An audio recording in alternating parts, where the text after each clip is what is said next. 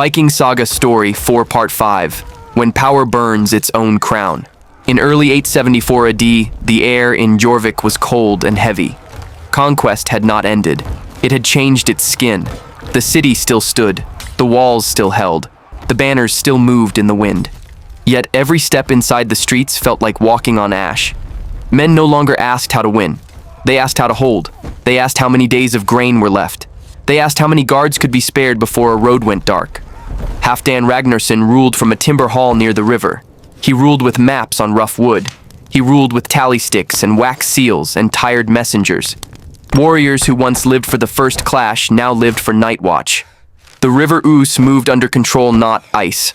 Boats were chained. Cargo was opened and counted.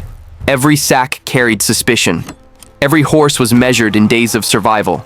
Every delay became a whisper. The fracture that began in 871 AD deepened in 874 AD. It did not explode. It spread. A southern war band delayed tribute again. Grain wagons arrived half full. Livestock counts refused to align. The excuse was always the same. Roads were unsafe. Men were sick. English ambushes. Halfdan heard the lie beneath the words. England had not done this. A Viking had tested authority. He summoned the leaders to council inside Jorvik. They arrived armed and confident. The hall was warm with fire bowls. Smoke clung to the rafters. They expected negotiation. There were no speeches. Before dawn, their spokesman was dead. No crowd, no drama. Authority erased in silence. Lieutenants lost rank. Fighters were scattered across distant posts. Separation became a weapon. Fear returned quickly. Loyalty did not. Fear corrodes faster than it binds. Spring 874. AD came with mud and hunger. Halfdan escalated. Obedience would be engineered if it could not be earned. Settlements along supply routes were emptied before harvest. Crops seized, mills dismantled, wells fouled. Roads collapsed under deliberate destruction. Patrols did not burn at random. They stripped methodically. Tools taken, food taken, leaders removed. In the English Midlands valleys emptied within a year. Over 20 settlements erased. Between 5,000 and 7,000 civilians displaced or killed, not as a single massacre, as a slow method. England answered with patience.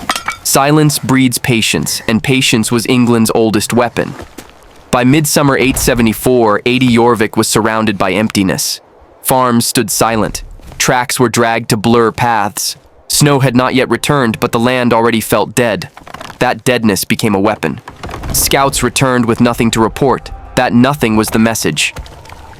Inside the city, the woman who understood power moved through rooms as if she belonged there. Her name survives only in fragments. She was English. Captured early. Not chained. Chosen. She spoke languages. She understood trade. She counted faster than warriors could think. Halfdan used her to read contracts and measure tribute and interpret disputes. He believed she was a tool. He did not see she was becoming dangerous. She became a mirror. She saw envy in the eyes of men who used to share bread. She saw ambition in the way commanders leaned over maps. She saw isolation growing around Halfdan like a ring of frost. At night, she found him surrounded by markers and routes and numbers. He was awake when others slept. He was silent when others argued. She placed water near his hand. She straightened a map edge. She stood close enough to share breath. Love formed, or something close enough to love to become fatal. Intimacy revealed weakness faster than any enemy. The first betrayal did not arrive with a knife. It arrived with arithmetic. A storehouse report did not match the river count. A shipment that should have fed a garrison for 10 days fed it for 6. A patrol returned with a different answer than the patrol that left. Someone was shaving the edges of rule. Someone inside the conquerors was stealing time. By late 874, AD unity was an illusion. Meetings happened without weapons. Messages moved through merchants, slaves, and wives. A ring changed hands. A pouch of silver crossed a table. A promise of land in Mercia was whispered like prayer. Ambition learned to walk quietly. Halfdan sensed betrayal but lacked certainty. Certainty arrived too late. In early 875 AD, a southern garrison refused orders openly, not with a letter, with absence. Messengers returned unanswered. Roads closed, patrols vanished. When orders came back, they came late and altered. Halfdan marched himself. Nearly 6,000 men moved with him, not with songs, not with banners, with silence. They moved along roads that were once Roman. Mud sucked at boots. Cold rain flattened smoke to the ground. Scouts rode ahead and came back with the same report. Viking shields were visible on the horizon.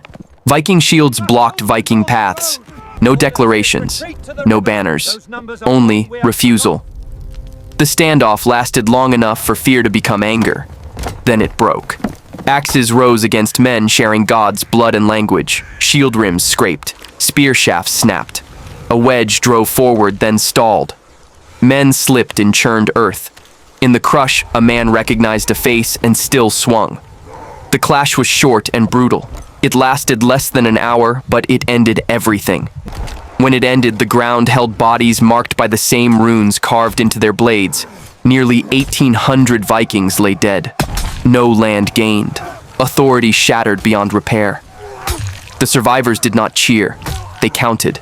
They lifted helms. They stared at familiar mouths that would never speak again. Ravens circled but hesitated. Even the birds felt the wrongness of kin killing kin. Halfdan returned to Jorvik victorious in name only. Belief was stripped from his rule. Every road demanded guards. Every order bred resentment. Every success created envy. The city still stood. The land was still held. But obedience had become mechanical, not loyal. England watched not to defeat the Vikings, but to outlast them patiently. English forces stayed in shadows.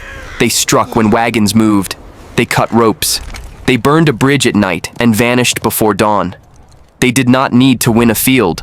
They needed to make ruling England feel like drowning slow cold, inevitable. By summer, 875 AD, the cost of rule outweighed the profit of conquest. Trade slowed. Horses died. Iron dulled. Men argued over rations. Garrisons demanded reinforcement, and reinforcement did not exist. Halfdan could hold Jorvik, or hold the Trent, or hold the Midlands. He could not hold all three. Every choice created a hole.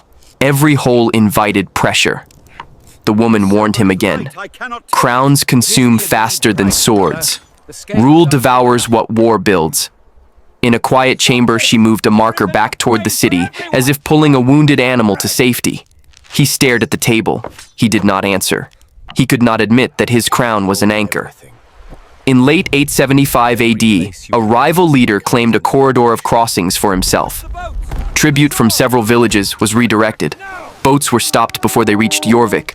A storehouse burned in the night, and guards blamed the wind. Halfdan gathered what remained of his loyal corps.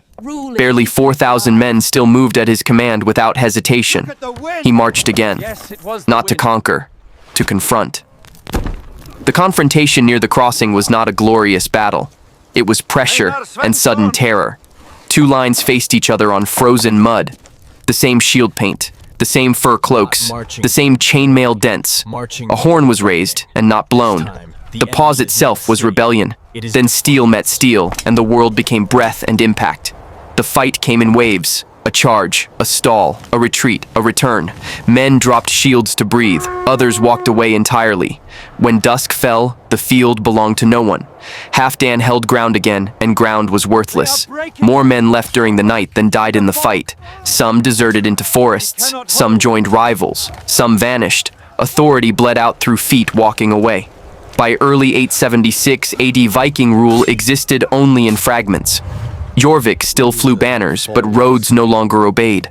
Patrols thinned. Checkpoints were abandoned. A system of control became a haunted machine that kept moving even as parts fell away. England did not need a final battle. It needed time. It had time. Halfdan stood in the hall and stared at the seat of power that was never truly a crown. A symbol. A title that demanded endless men. He looked at maps that now felt like cages. He looked at the woman who had been mirror and comfort and blade. He understood the darkest truth. You can conquer a city and drown in the act of ruling it. We are starving. In late 876 AD, he made the choice that ends this stage of the saga. He abandoned the illusion of stable rule. He left Jorvik to be held by whoever could hold it. Some say he withdrew north. Some say he returned to war. Some say he vanished into the sea routes that once defined him. What matters is what England felt. The pressure lifted. The conquerors began to dissolve. Not by one sword, by the weight of authority. This is how England conquered them back slowly and silently from within. Not by defeating the Vikings everywhere, by making ruling England feel like drowning. Power had devoured itself. Part 5 ends here with the ruler walking away from the center of power and with Jorvik still standing but hollow. In the next part, the aftermath becomes fate. The survivors choose sides. The land reshapes. The last loyal men face the final decision of whether to stay or burn the past and leave. Subscribe to the channel now. What comes next is not another conquest. It is consequence. The smoke over York did not clear. It settled into beams and cloth and lungs. Fires burned low in ruined lanes. Men woke to the sound of chains and coughing. The kingdom that came by sea learned the worst enemy was its own hunger for control. It won battles and lost itself inside ledgers.